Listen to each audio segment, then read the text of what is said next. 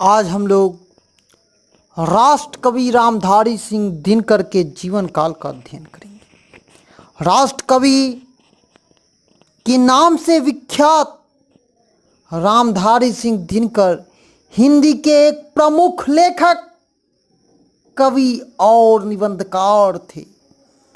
वे आधुनिक युग के श्रेष्ठ वीर रस के कवि के रूप में जाने जाते थे।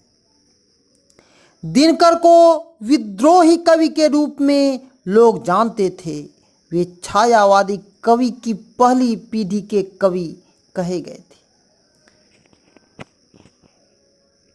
रामधारी सिंह दिनकर का जन्म 23 सितंबर 1908 को सिमरिया बेगूसराय बिहार में हुआ और उनकी मृत्यु 24 अप्रैल 1974 को हुआ। उनकी मां का नाम मनरूप देवी और पिता का नाम रवि सिंह था। दिनकर जी की प्रारंभिक शिक्षा गांव और उसके आसपास हुई।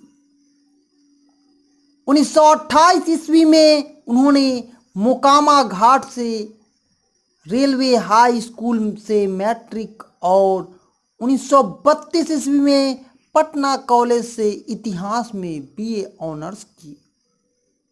वे HE स्कूल बड़बीघा में प्रधानाध्यापक, जनसंपर्क विभाग में सब रजिस्ट्रार और सब डायरेक्टर, बिहार विश्वविद्यालय में हिंदी के प्रोफेसर व भागलपुर विश्वविद्यालय के उपकुलपति के पद पर भी रहे।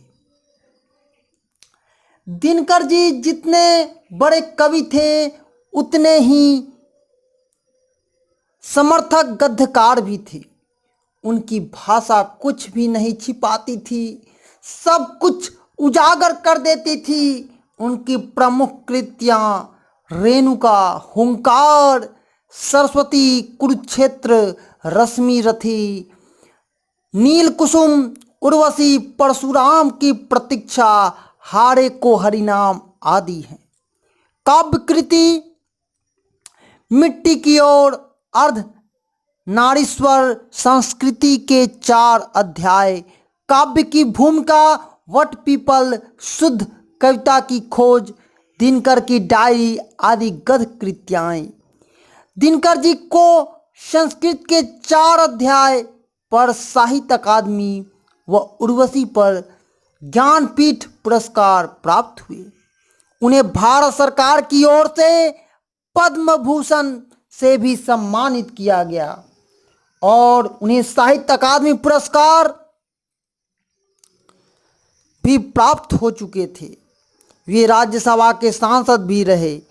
दिनकर जी उत्तर छायावाद के प्रमुख कवि।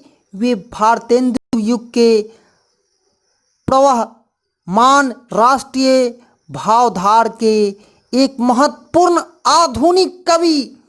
कविता लिखने की शुरुआत उन्होंने 30 के दशक में ही कर दी थी, किंतु अपनी संवेदना और भावबोध से वे चौथे दशक के प्रमुख कवि के रूप में पहचाने गए।